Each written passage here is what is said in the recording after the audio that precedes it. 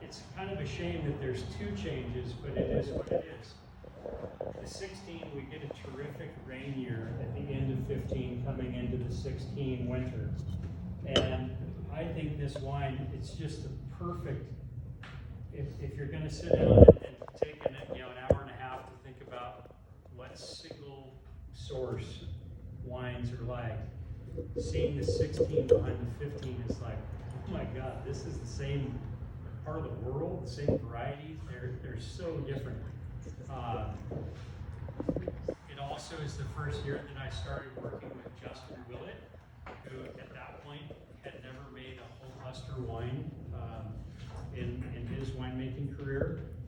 And there is, like anything, there's a bit of an art to that takes time. But I think the 16 is really stunning. It's very savory, and in its youth, differently than the 15, but with a similar arc, it was actually stemmy.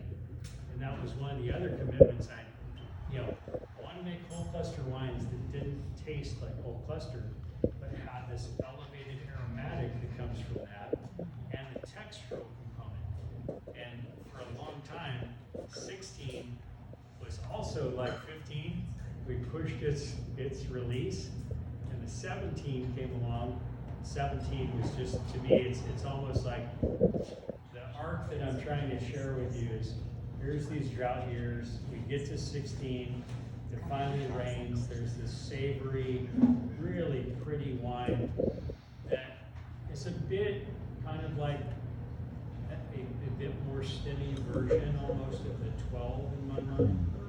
And then we get to 17, where the weather's back to normal, drought of rain, and 17 becomes very much the kind of younger generation of, I would say, 13 and 14. Not as elegant as 12, it never was. It was always bigger and more showy, more voluminous. But that part of here's what the drought gave us, here's how the rainfall totally changes these wines. And within a year later, 17 kind of coming back to what I would say is a more normal look. And so winemaking styles didn't really change very much, trying to make small adjustments to keep it right. But weather constantly throwing us a curveball, and the absolute inability, if we're going to play it right, we're not going to go change the dynamic terrifically, but just deal with the cards we're dealt. And so all these wines are 100% whole cluster, with the exception of the 15. None of them have been, well, the 15 as well, never filtered. The 15 had some fining done, which is the only vintage we ever did any fining. And that's always been kind of our approach. Usually 20 to 30% new French oak. For anybody who cares or is curious, the cooperage, Marcel Cadet, Cadu, really the most expensive small artisanal coopers in Burgundy. And it makes a difference. When we started working with other coopers who were more mainstream, the wine showed it immediately.